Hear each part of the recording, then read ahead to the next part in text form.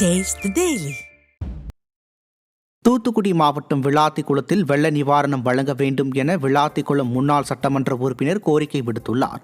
விளாத்திக்குளம் சட்டமன்ற தொகுதிக்கு உட்பட்ட எட்டயபுரம், புதூர் பகுதிகளில் 1,00,000 ஹெக்டேர் விவசாய நிலங்கள் பாதிக்கப்பட்டும் பயிரிடப்பட்டிருந்த பயிர்கள் அனைத்தும் அழுகும் நிலையில் காணப்படுகிறது என்றும் இதனை உடனே கணக்கெடுத்து உரிய நிவாரணம் மற்றும் இழப்பீட்டை வழங்க வேண்டும் என அதிமுக முன்னாள் சட்டமன்ற உறுப்பினர் சின்னப்பன் வட்டாட்சியரிடம் கோரிக்கை மனு அளித்தார்.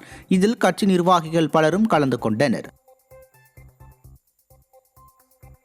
திண்டுக்கல் மாவட்டம் பழனி அருகே திமுக பேரூராட்சி தலைவர் ஒருதலைபட்சமாக செயல்படுவதாக கூறி திமுக கவுன்சிலர்கள் மற்றும் கவுன்சிலர்களின் கணவர்கள் போராட்டத்தில் ஈடுபட்டதால் பரபரப்பு ஏற்பட்டது.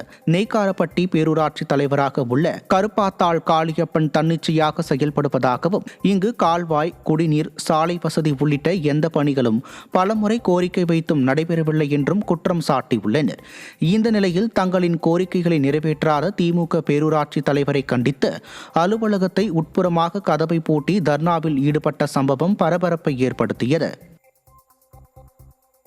திருவாரூர் மாவட்டம் நீடாமங்கலம் அருகே பொன்னுக்குண்டான் ஆறு பகுதியில் 100 ஆண்டுகள் பழமை வாய்ந்த நீர்நிலை கட்டமைப்பு சிதிலமடைந்து உடையும் நிலையில் உள்ளதாக விவசாயிகள் வேதனை தெரிவித்துள்ளனர். தொடர்மழை காரணமாக சட்ரஸ் பகுதியில் விரிசல் ஏற்பட்டு மண் உள்வாங்கியதால் விவசாயிகள் மணல் மூட்டைகளை அங்கு அடுக்கி வைத்துள்ளனர்.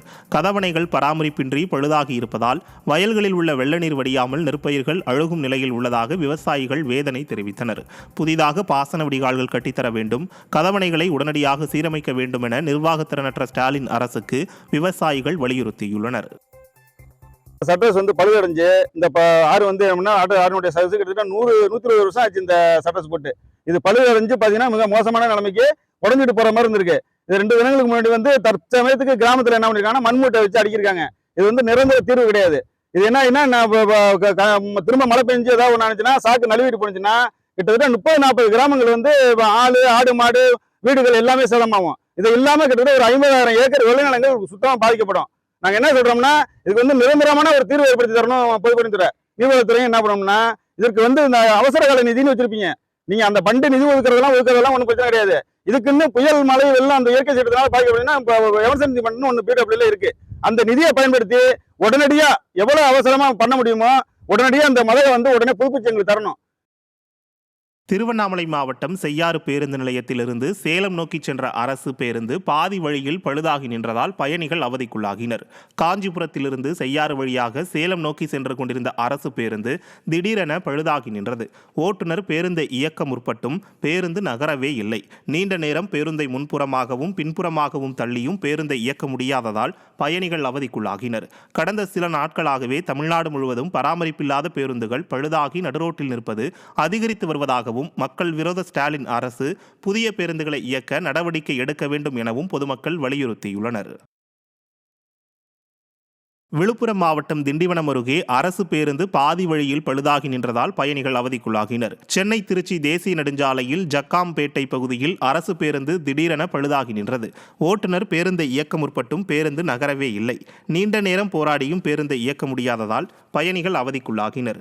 நிர்வாகத்திறனற்ற ஸ்டாலின் ஆட்சியில் முறையான பராமரிப்பு இன்றி அரசு பேருந்துகள் இயக்கப்படுவதால் அடிக்கடி பழுது ஏற்படுவதாக பொதுமக்கள் குற்றம் சாட்டியுள்ளனர்.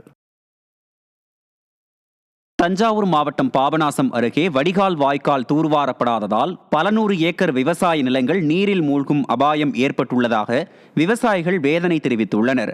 அன்னப்பன்பேட்டையில் பெய்த தொடர் மழையால் வயல்களில் உள்ள மழைநீர் வெளியே செல்ல முடியாமல் தேங்கியிருப்பதால் நெற்பயிர்கள் முற்றிலும் அழுகும் நிலையில் உள்ளதாக விவசாயிகள் வேதனை தெரிவித்துள்ளனர்.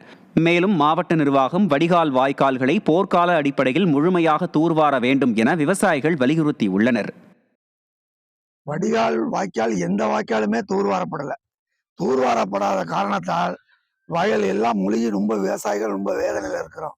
இன்றைய சூழ்நிலைக்கு இதே நிலை இன்னும் ஒரு 4 நாள் 2 நாள் 4 நாள் மழை பெய்ந்தா சுத்தமா அழுவும் தருவாயில் இருக்கு. விழுப்புரம் மாவட்டம் வண்டிமேடு பகுதியில் சாலையில் கழிவுநீர் தேங்கியுள்ளதால் பொதுமக்கள் அவதியடைந்து வருகின்றனர். கடந்த 2 மாதங்களுக்கு மேலாக பாதாள சாக்கடையில் இருந்து கழிவுநீர் வெளியேறி வருவதால் துர்நாற்றம் ஏற்பட்டு தொற்று நோய் ஏற்படுவதாக பொதுமக்கள் அச்சம் தெரிவிக்கின்றனர். இதுகுறித்து பலமுறை முறையிட்டும் அதிகாரிகள் நடவடிக்கை எடுக்கவில்லை என கூறப்படுகிறது. திறனற்ற ஸ்டாலின் அரசின் அதிகாரிகள் பொதுமக்கள் நலனில் அக்கறை காட்டுவதில்லை என குற்றச்சாட்டு எழுந்துள்ளது. இந்த குழந்தை குட்டிகளும் இங்கே நடமாட முடியல. எத்தனை மாதத்துக்கு நாங்கள் இப்படியே அந்த கழிவு நீர்லேயே நாங்கள் கிடக்கிறது? இதுக்கு எந்த தீர்வும் எடுக்கவும் மாறுறாங்க. உள்ளே போனால் ஒரு வார்த்தை, வெளியே வந்தால் ஆஃபீஸுக்கு உள்ளே போனால் முனிசிபல் ஆஃபீஸில் உள்ளே போனால் ஒரு வார்த்தை பேசுகிறாங்க, 10 நாளில் எடுத்துன்றாங்க. வெளியே வந்தாக்கா நாங்கள் 10 நாள் சொல்லிட்டாக்கா அதெல்லாம் நடக்க 2-3 மாதம் ஆகும்னு சொல்கிறாங்க. நாங்கள் என்ன பண்ணுறது? இந்த குழந்தை குட்டிகளை வச்சு நாங்கள் இந்த கொசுவிலையும் இந்த தண்ணியிலையும் நாங்கள் என்ன சார் பண்ணுறது? கடலூரில் மழை வெள்ளத்தால் பாதிக்கப்பட்ட இடங்களை PR பாண்டியன் ஆய்வு மேற்கொண்டார். தொடர் மழை காரணமாக திருமூலஸ்தானம், மணவாய்க்கால், திருநாரையூர் உள்ளிட்ட கிராம பகுதிகளில் நெற்பயிர்கள் நீரில் மூழ்கி சேதமடைந்தன. இந்நிலையில் மழையால் பாதிக்கப்பட்ட பயிர்களை தமிழ்நாடு அனைத்து விவசாய சங்கங்களின் ஒருங்கிணைப்பு குழு தலைவர் PR பாண்டியன் பார்வையிட்டு ஆய்வு செய்தார். அதன் பின்னர் செய்தியாளர்களை சந்தித்த அவர், தமிழக அரசு பாதிக்கப்பட்ட விவசாயிகளுக்கு உடனடியாக நிவாரணம் வழங்க வேண்டும் என தெரிவித்தார். 100% பயிர் காப்பீடு செய்தவர்களுக்கு இழப்பீடு வழங்குவதற்கு தமிழ்நாடு அரசு சட்டத்தின்படி உடனடியாக நடவடிக்கை எடுக்க வேண்டும். அதனைத் தொடர்ந்து தமிழ்நாடு அரசு உற்பத்திக்கான இடுபொருள் இழப்பீடு பேரிடர் மேலாண்மை திட்டத்தின் மூலம் வழங்கப்படுகிறது. தமிழ்நாடு வேளாண்மை துறையை 35,000 ரூபாய் வரையிலும் ஏக்கருக்கு செலவு செய்ய வேண்டிய தொழில்நுட்பத்தை அவர்கள்தான் இறுதி செய்கிறார்கள்.